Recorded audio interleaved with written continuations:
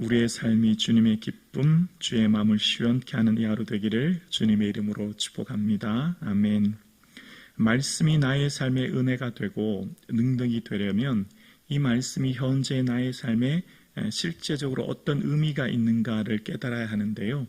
이 말씀이, 그러니까 2000년 전에 1세기 후반에 기록되었던 로마서가 지금 내가 살아가고 있는 삶의 자리에서 어떤 힘과 능력이 되는가라고 하는 것은 말씀과 내가 연결되어야 되잖아요. 그래서 말씀의 원래 깊은 뜻을 알아야만 이 현재 나의 삶의 능력이 되죠. 그래서 지금 이 로마서의 전체 1장부터 8장의 핵심 주제는 의롭다 하심, 칭의예요. 왜 그럼 그렇게 의롭다함을 받아야 되는가를 먼저 생각해 볼게요. 로마서 5장 9절에 보면 로마서 5장 9절 말씀에 이렇게 말씀하십니다. 그러면 이제 우리가 그의 피로 말미암아 의롭다함을 받았으니, 여기 의롭다 하는 핵심 주제예요. 칭의라고 읽었죠. 더욱 그로 말미암아 진노하심에서 구원을 받을 것이니 라고 이야기합니다. 우리가 의롭다 하심이 왜 그토록 강조하느냐는 바로 하나님의 그 진노가 있고 그 진노에서 구원 얻었기 때문이라는 겁니다. 그래서 이거에 대해서 이 청교도 신학자 대각성 운동, 그 부흥 운동을 일으켰던 조나단 에드워드는 1741년 진노하시는 하나님의 손에 있는 죄인이라고 하는 설교를 하는데, 그 설교의 내용에 보면 이런 설교를 합니다. 불신자들은 하나님의 손에 붙잡혀 지옥의 뚜껑 위에 매달려 있습니다. 그들은 지옥의 불에 들어갈 일을 했고 이미 그렇게 선고를 받았습니다. 하나님은 아주 무섭게 분노하고 계시며 그들에 대한 하나님의 분노는 실제 지옥에서 하나님의 진노를 고통스럽게 경험하고 있는 사람들에 대한 만큼이나 큽니다. 라고 하면서 회심하지 않은 사람들에 대해서 또 이어서 이렇게 설교합니다.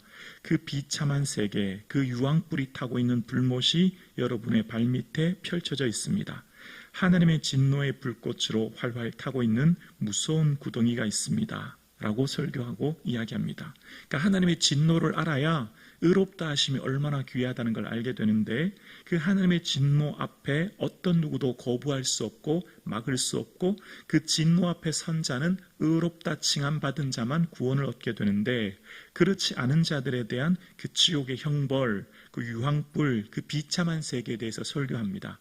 그러니까 우리의 삶이 지금 하나님께서 의롭다 하심 받은 은혜가 얼마나 큰지를 기억하려면 내가 지금 당해야 될 그 진노의 불꽃, 그 지옥의 고통, 그 유황불의 고통에서 건진받은 것을 기억할 때 이것이 내게 은혜구라는 것을 깨닫게 되고 이것이 내게 진정한 은총임을 깨닫게 되는 거죠. 그래서 로마서는 끊임없이 주장하고 이 압달렉에서 얘기하는 게 바로 칭의, 의롭다는 것이 얼마나 귀한 것인가 라고 하는 것을 이야기하는 겁니다.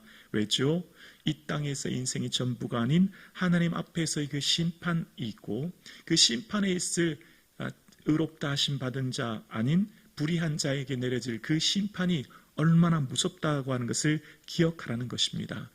오늘 예배하는 저와 여러분의 삶에 예수님의 그 십자가의 피로 의롭다 하심을 받은 그 은혜로 하나님의 진노에서 구원받은 것, 그 진노의 고통과 그 무서운 심판 앞에 서지 않은 것, 그것이 우리에게 은혜임을 기억하며 감사가 충만하기를 주님의 이름으로 축복합니다.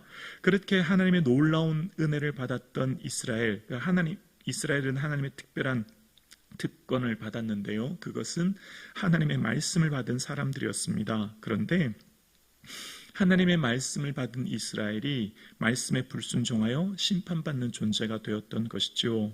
그 이스라엘 백성들이 하나님께서 받았던 그 은혜를 놓치는 일이 일어나게 되고, 그래서 하나님의 주권에 대해서 따져 묻는 일이 있게 되죠. 하나님이 정말 의로운 분 맞냐, 하나님 불의하신 분 아닌가라고 하는 그런 주권에 대해서 질문할 때 이제 압달락의 하나님의 주권적 선택에 대해서 토기장의 비유를 들어서 이야기하고 있음을 봅니다. 그래서 하나님의 선택은 하나님의 사랑으로부터 나오는 하나님의 전적인 의지로부터 나오는 것임을 이야기했고요. 그래서 그 하나님의 진노에서 건진받은 그 하나님의 주권에 대해서 한 번 더 오늘 본문은 설명을 하는데요. 사도 바울이 사역하기 800년 전인 이 호세아 선지자의 예를 들어서 설명하고 있는 것을 보게 됩니다. 오늘 본문 25절과 6절입니다. 호세아의 글에도 이르기를 내가 내 백성 아닌 자를 내 백성이라 사랑하지 아니하는 자를 사랑하는 자라 부르리라. 26절 너희는 내 백성이 아니라고 한 그곳에서 그들이 살아계신 하나님의 아들이라 일컬음을 받으리라 함과 같으니라. 자, 여러분 호세아 이야기는 아시죠? 정말 사랑받을 수 없는 고매.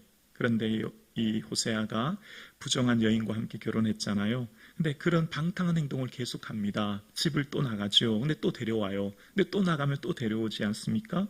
우리 같으면 정말 그런 사람을 아예 그냥 이혼하고 살지 않을 것 같은데 하나님은 그 고매를 계속 데려와라. 그래도 함께 사랑해라 라고 하는 그 말씀 속에서 하나님이 지금 이스라엘에 대한 마음을 이야기하시는 거예요. 이스라엘이 죄악 가운데 부정하고 이스라엘이 정말 사랑받을 수 없는 가치 없는 존재인데 하나님은 사랑하고 계셨고 하나님께서는 내 백성 아닌 그런 자를 내 백성이라 품어주셨고 말씀하시는 거예요. 그래서 여기서 말씀하시는 이 호세아에서의 비유의 핵심은 하나님의 사랑을 얘기하는 것이죠. 근데 그 하나님의 사랑이 공의롭지 못하다 말할 수 없는 거죠. 여러분 호세아가 고멜을 사랑하는 것은 전적인 은혜로 그를 사랑하는 건데 여기서 하나님의 공의를 얘기할 수 없지 않습니까? 하나님의 이 공의를 말할 수 없는 것을 예를 들어서 이야기하는 거예요. 그러니까 하나님의 주권은 무조건이지요. 조건적으로 그를 사랑한 게 아닙니다. 누군가에게 정부에서 예를 들어서 매달 예를 들어 한 30만 원씩 지원을 한다고 생각할까요? 그럼 처음에는 너무너무 고마울 거예요. 와, 정부에서 국가에서 나를 이렇게 생각해 주는구나 생각할 겁니다. 근데 한 1년, 2년 지났다고 생각해 볼까요? 한 3, 4년 지났으면 당연하다 생각합니다. 매달 통장에 들어오는 일이 당연한 거예요. 근데 그분이 이제 삶의 자리가 좀 괜찮아져서 만약 지원을 끊었다고 생각해 볼까요? 그러면 내 거라고 생각합니다. 내 거 왜 안 줘? 이렇게 되죠. 그래서 제가 예전에 사역할 때 그 함께 사역했던 사역자의 남편이 이제 이 복지 공무원이었는데 기초생활수급 받던 분이 칼을 들고 와서 얼굴에 이렇게 해서 큰 중상을 입었던 일이 있었던 걸 기억합니다. 그러니까 이 호의가 계속되면 권리가 되지 않습니까? 우리에게 있는 하나님의 은혜는 전적으로 하나님의 은혜로 그 주권으로 하나님께서 주신 은혜인데 우리가 그것을 특권처럼 누릴 수가 없는 거예요. 전적인 하나님의 은혜로 받은 나의 삶이기 때문에 우리는 마치 고멜과 같은 자인데 하나님의 백성이 아닌 자를 하나님의 백성이라 부름받은 거에 대해서 하나님에 대한 전적인 은혜를 기억해야 되지 여기서 권리를, 특권을, 공의를 주장할 수 없는 것이죠. 그러면서 오늘 본문에 이제 핵심 구절이 나와요. 그게 바로 27절에 나오는데요. 우리 밑줄 그으면서 읽으실까요? 27절입니다. 시작. 또 이사야가 이스라엘에 관하여 외치되 이스라엘 자손들의 수가 비록 바다의 모래 같을지라도 남은 자만 구원을 받으리니. 자, 이사야에서의 핵심 주제는 남은 자 사상이고요. 그것이 곧 구루터기 신학이라고도 할 수 있는데요. 땅 위에 있는 마른 나무가 겉으로 보기에는 나무의 싹이 잘려져서 이제 나무가 죽은 것처럼 보입니다. 그런데 밑둥이 남아 있는 거예요. 근데 그 밑둥이 남아 있으면 밑둥의 뿌리로부터 이제 새로운 싹이 나기 시작하고 줄기가 나기 시작하면서 아직 나무가 죽지 않고 살아있음을 볼 수 있지 않습니까? 그러니까 이 구루터기 신학, 즉 남은 자 사상은 이스라엘 백성이 나라가 멸망한 것처럼 보입니다. 바벨론에 의해서 나라가 아주 멸망하여서 이제는 성전도 국가도 백성도 다 사라진 것처럼 보여요. 그러나 하나님은 남은 자들을 통해서 그들이 곧 바벨론 포로에 있는 사람들이죠.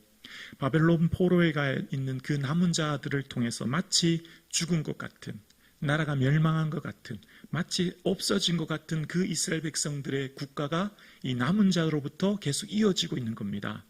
그 70년 시간 동안 마치 이스라엘은 멸망하여 사라진 것 같고 하나님은 보이지 않는 그 절망의 시간, 도대체 하나님 어디 계십니까? 라고 하는 그 울부짖음 속에 있는 백성들에게 하나님께서는 바벨론 포로 가운데 있는 그 그발강과 운하공사에 고통당하고 있는 그들, 그러나 그들이 남은 자들이었고 그들로 통하여 마치 밑둥이가 잘려버려 뿌리밖에 남지 않았던 나무처럼 그 나무가 사라져버린 것 같고 나무가 죽은 거 없어진 것 같지만 그러나 그 구루터기를 통해서 다시금 싹이 나게 하시고 다시금 민족을 이루신 것처럼 그 남은 자들을 통해서 하나님은 새로운 국가를 다시금 이루시고 하나님께서 하나님의 역사를 이루신다라고 하는 거예요. 오늘 예배드리시는 저와 여러분, 우리가 믿음으로 살아간다고 하는 것, 내 삶이 마치 이 남은 자 사상처럼 바벨론 포로에 가서 있는 이스라엘 백성들처럼 하나님이 보이지 않습니다. 하나님의 역사와 그 주권이 내 눈에 보이지 않는 거예요. 지난 시간 말씀드렸죠. 하나님의 고난은, 하나님의 영광은 보이지 않고 고난만 보이기 때문에 우리 삶이 무척 힘이 든 거라고요. 그러나 고난과 영광은 한 쌍이요 하나인 것처럼 이스라엘 백성들의 삶 가운데 있었던 그 고통 속에서 남은 자를 통해서 하나님이 역사하셨고 하나님이 역사의 물줄기를 이어가셨던 것처럼 여러분이 하나님의 남은 자이십니다. 여러분을 택하여서 비록 황폐해진 삶의 자리, 하나님 보이지 않는 이 하나님의 주권의 역사가 보이지 않는 이 삶의 자리에서 여러분을 통해 하나님의 위대한 역사가 이어져 가고 있는 것입니다. 비록 바벨론 포로라고 하는 그 극심한 환경 가운데 있는 그들에게 하나님은 그 남아있는 이스라엘 백성들을 통해 역사하셨고 일하셨던 것처럼 하나님께서는 그 남은 자를 통해서 이스라엘 백성들을 통해 일하시고 역사하셨죠. 그래서 28절에 주께서 땅 위에서 그 말씀을 이루고 속히 시행하리라 하셨느니라. 하나님 말씀하신 것 하나님 이루시고 하나님께서 시행하시는 겁니다. 하나님의 역사는 하나님이 이루시는 것이죠. 오늘 예배드리시는 사랑하는 성도님, 하나님께서 나를 택하셨고 하나님께서 우리 가정을 택하셨고 하나님께서 우리 교회와 민족을 택하셨다면 그 택하신 하나님이 우리의 삶을 이끄시고 시행하시는 겁니다. 주님이 이루시는 거예요.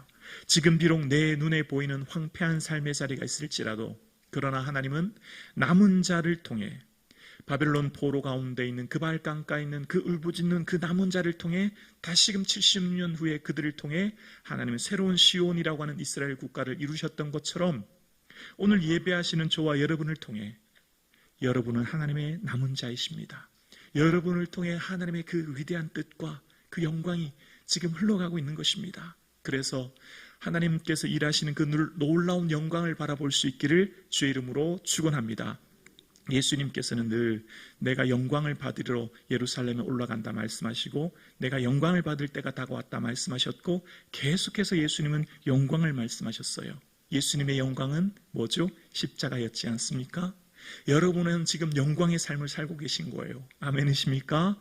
여러분의 삶은 지금 하나님의 놀라운 영광의 나라를 바라보고 또 그 영광을 지금 이 세상에서 이루고 살아가고 있는 겁니다. 보여지는 건 고난이지만 실제 우리가 만나게 될 놀라운 영광을 우리가 지금 이 세상에서 살아가고 있는 것이죠. 그래서 우리가 살아가는 이 세상의 삶은 우리의 모든 삶은 행위가 아닌 믿음으로 의롭다 하심을 얻게 되었고 그 믿음으로 의롭다 하심을 얻게 된 우리에게 하나님께서는 은혜를 주셨음을 말씀하고 계십니다.